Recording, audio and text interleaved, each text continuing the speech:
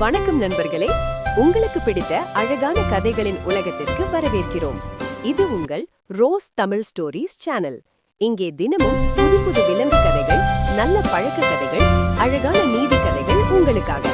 உடனே லைக் பண்ணுங்க, சப்ஸ்கிரைப் பண்ணுங்க, உங்கள் நண்பர்களோடு ஷேர் பண்ண மறக்காதீங்க. வாங்க இன்றைய கதைக்குள் போகலாம். முயலும் மேஜிக் செருப்பும். ஒரு காட்டில் சின்னு என்ற குட்டி முயல் ஒன்று வாழ்ந்து வந்தது.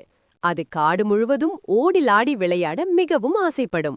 ஆனால் முட்களும் கற்களும் அதன் மென்மையான பாதங்களை காயமடையச் செய்தன. ஒரு நாள் சின்னு புதருக்கு அடியில் ஓடிக்கொண்டிருந்தபோது ஒரு பளபளப்பான ஜோடி செருப்புகளை கண்டான். அது ஒரு சுற்றுலா பயணி விட்டுச் சென்ற வண்ணமயமான செருப்புகள். சின்னுவுக்கு ஒரே மகிழ்ச்சி.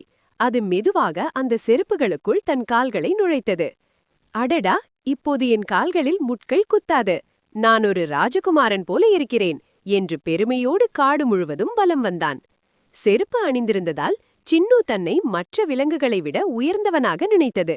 வழியில் ஆமையை பார்த்து, மெதுவான ஆமையே, பார், என்னிடம் அழகான செருப்பு இருக்கிறது, உன்னிடம் இருக்கிறதா என்று கிண்டல் செய்தது.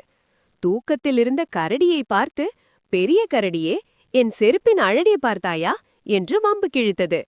திடீரென்று தூரத்தில் ஒரு நரி வருவதை சின்னு கண்டது. வழக்கமாக முயல் மின்னல் வேகத்தில் ஓடி தப்பித்துவிடும். சின்னுவும் ஓட முயன்றது. ஆனால் அந்த செருப்புகள் முயலின் கால்களுக்கு பெரிதாக இருந்தன. ஒவ்வொரு முறை கால் வைக்கும் போதும் செருப்பு மண்ணில் சிக்கியது. டபக் டபக் என்று சத்தம் கேட்டதே தவிர சின்னுவால் வேகமாக ஓட முடியவில்லை. நரி நெருங்கிவிட்டது.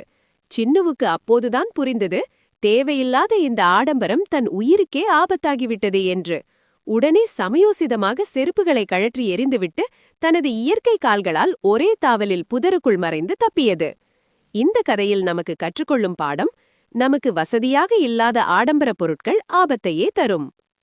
நண்பர்களே, இன்றைய கதையை பார்த்ததுக்கு ரொம்ப நன்றி. Please like our video.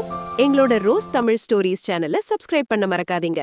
Rose Tamil ஸ்டோரிஸோட வீடியோ அப்டேட்ஸ்களை நோட்டிபிகேஷன் துவாரா பெற பெல் ஐகானை பிரஸ் பண்ணுங்க. உங்கள் நண்பர்களுக்கும் இந்த கதையை ஷேர் பண்ணுங்க. இன்னும் அழகான கதைகளோட நாங்க சீக்கிரமாக திரும்ப வருவோம். பாய் நண்பர்களே, மீண்டும் சந்திப்போம்.